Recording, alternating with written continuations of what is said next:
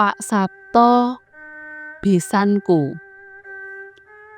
Sekawit atiku bungah, anakku lanang wis arep rabi. Dasar besanku ya wong sembodo.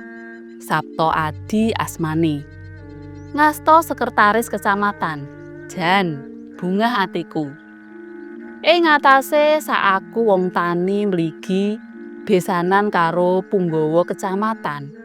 Iki rak golongan priyayi. Jenenge wae wis nuduhake Sapto Adi. Sapto tegese 7, Adi tegese apik. Pitung apik-apik manggon ing pribadine calon besaku iku. Wis katitik nalika aku nglamar anake. Dheweke kandha ora duwe pepanggil apa-apa. Sing wigati anak-anak padha mulya lan bagya uripe. Coba, apa ora nyenengake? Nanging bungahku iku jebul ora lono. Kurang seminggu sadurunge tempuking gati, dadak ana babak nglayoni. Pak Sapto Adi kongkonan nggawa usul supaya aku gelem menehi urun dhuwit 40 yuta. Makpeng. Sirahku kaya dikampleng bata. Dhuwit semono sakjroning seminggu, kepiye olehku arep golek? Oh, Pak Sapto Adi, tiwas tak alem-alem. Sapto 7 Adi apik. Apik-apik 7 nglumpuk. Apane sing nglumpuk? Ya ndremise kuwi sing nglumpuk. Pantese ya jeneng Sapto Ndremis wae. Sapto tegese 7, Ndremis tegese ngatung. Saben dina ngatung ping 7, iku luwih cocok karo nyatane. Nanging watakku isin yen ora mujuti pamintane calon besan. Ora ketang nabrak-nabrak, kudu wujud. Sidane nabrak menyang bank nganggo gacuk sertifikat. Lega rasane. Duit 40 yuta kecekel tangan. Sesuk teko ing pawiwahan ora mringkus, nanging bisa mungal dadaku adepan karo besan. Batinku, oh Pak, elek-elek iki petani duwe sawah, ana sertifikate, kena kanggo gacuk njupuk kredit bank. Jenengku wae Patmosari, sarining kembang, gandane wangi. Nadian asline Patmosari Min. Kanca-kanca yen ngundang aku Patmosari. Tenan. Tekan dina tempuking gawe. Aku bisa lumaku jejeg ngungalake dodo. Kaya tekane Prabu Kresna madeg duta ing nagari Ngastina. Yen main wayang uwong, aku pancen didapuk Prabu Kresna. Awit gunemanku cucut. Tangkepe besanku tetela katon grapyak sumanak. Ora peduli dheweke priyayi lan aku mung wong tani. Polatane tansah sumeh mesem guyu. Ya mesti wae, lah wong nampa dhuwit 40 yuta, atine rak seneng. Lah aku sing senek. Nalika lungguh jejer ngapit penganten, lambeku tak peksa mesem guyu. Embuh, ketara rada nyewewek apa ora? Sebab sejatine atiku mangkel lan goreh. Nggagas utang 40 yuta ing bank. Sajege urip lagi iki lho, aku duwe utang semono akehe. Kedah-kedahe kepengin mulyakake anak lanang. Sedelo-sedelo kelingan, sedelo-sedelo nggagas, terus lunase sok kapan. Sedelo-sedelo aku nyawang anakku wadon sing isih prawan. Ing batin aku janji, besok yen ana sing nglamar, aku ora pisan-pisan arep aba neka-neka mundhak gawe rekoso calon besanku. Sebab aku wis bisa ngrasakake kaya ngene rekasane. Upama ora ngelingi anakku lanang wis kadung tresna, oh, aluwung tak batalake tenan. Krana ati mangkel, rumangsaku lakune pahargyan lelet banget. Ora rampung-rampung, lambeku nganti krasa keju. Merga tak peksa-peksa mesem, nadyan batinku ora kepingin mesem babar pisan. Sejatine lambeku iki klebu tipis, nanging dadi krasa gedibel merga kegandulan kredit 40 yuta mau. Oh alah ngger anakku, kowe jan pinter milih maratuwa tenan. Yen kanggo kowe dhewe pira wae aku rila, ora ngresula. Ning yen kanggo maratuwamu sing priyayi ndremis kuwi, oh. Sadurunge manjing luhur, pahargyan wis rampung. Besanku takon, kapan kula kadhawuhan nyowanaken putra penganten? Nyumanggaaken. Jawabku cekak aos. Yen ngaten benjing enjing kemawon, wanci enjing insyaallah mboten jawah. Menawi sonten kula kuwatir yen jawah. Benjing jam 09.00 kula sowan. Nggih, kula tenggo. Saurku cekak. Aku pancen wis wegah rembugan kedawa-dawa sebab lambeku wis kemeng.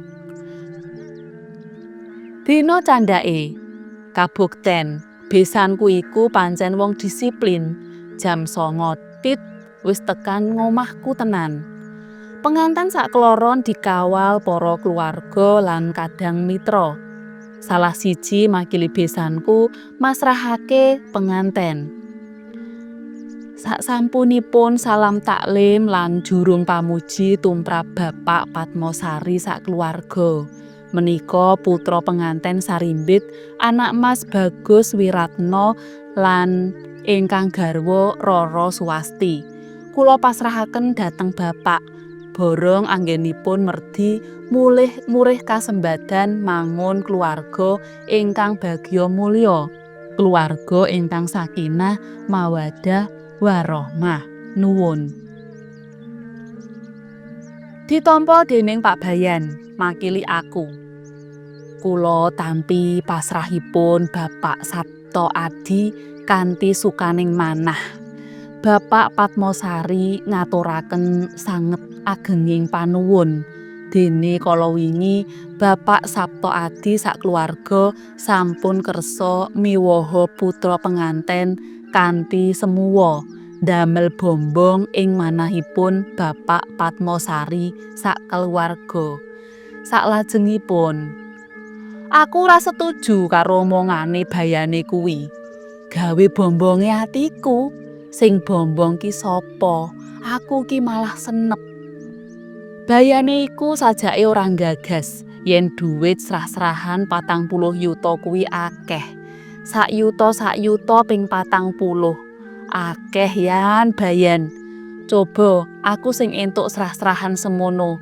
Olehku miwaha mesti tikel 4 luwih semuwa. Bayane ki ora pener oleh ngomong. Nanging wong dheweke pancen kejibah makili aku, ya wis ben sakkarepe oleh omong. Sing baku acarane mlaku lancar. Pancen lancar tenan. Jam 11 wis rampung. Lan besanku sakkeluwarga bali marang wismane. Anakku nganten sakloron wiwit manggon ing omahku. Mestine bakal pirang-pirang dina ana ngomah. Njur lagi padha bali menyang Jogja nyambut gawe maneh dadi pelayan toko gedhe ing kono. Nanging pandugaku jebul luput. Sakwise padha nginep sewengi ing omah, esuke wetara jam 8 bocah loro wis dandan mlitit. Koper lan tas cangkingan wis ditata lan dicepakake banjur padha pamitan. Pak, aku nyuwun pamit bali nyang Yojo. Rada kaget aku. Loh, kok kesusu bali nyang Yojo ki selak ngopo? Selak nunggu toko, Pak. Masakake Mbak Yu yen kesuwen. Aku rada bingung krungu jawabane. Kok nyebut Mbak Yune IP barang ki ana sambunge apa? Wong kowe iki lagi dadi nganten, saurku. Mestine rak wis pamit karo juragan tokone. Apese seminggu tekan 2 minggu. Pak, aku sak kloron iki bakale wis ora dadi pelayan toko kaya wingi. Aku dadi saya ora ngerti krungu wangsulane iku. Lho, jare mau selak arep nunggu toko. Takonku nggenahake. Terus kowe mau uga nyebut-nyebut Mbak Yumu barang. Apa sambunge nunggu toko karo Mbak Yumu? Aku kok dadi ora mudeng. Genah iki piye? Ngene lho, Pak. Anakku jelasake. Dek Wasti lan aku ki ditukokake rumah toko karo bapak maratuwa. Rancangane rega ruko 200 yuta. Njur kanggo ngiseni dagangan 100 yuta. Kari-kari regane ruko jebul 240 yuta.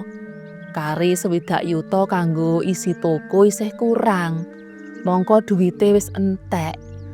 Mula bapak dek emben dijaluki urun 40 yuta supaya dagangane cukup pepak. Sautara iki tokone ditunggu karyawan siji diawasi Mbak Yu. Mongko Mbak Yu dhewe ya duwe toko. Dadi kepeksa nyambi mrono mrene. Mula aku lan Dik Wasti daya-daya kepingin yang Jogja supaya ora kesuwen ngrepoti Mbak Yu. Ana kene ana kono rak ya padha wae, padha-padha ana omahe dhewe. Makdes. Dadaku kaya ditotok alu. Ampek rasane. Dadi dhuwit 40 yuta wingi kae kanggo anakku. Kanggo kulak dagangan ngiseni tokone. Dadi anakku saiki dudu karyawan toko, nanging juragan toko duwe karyawan. Astagfirullah. Tiwas nganti entek-entekan olehku ngundha mono besanku wingi. Nganti jenenge tak ganti Sabto Ndremis. Jan, ora urus, ora pokro tenan awakku iki.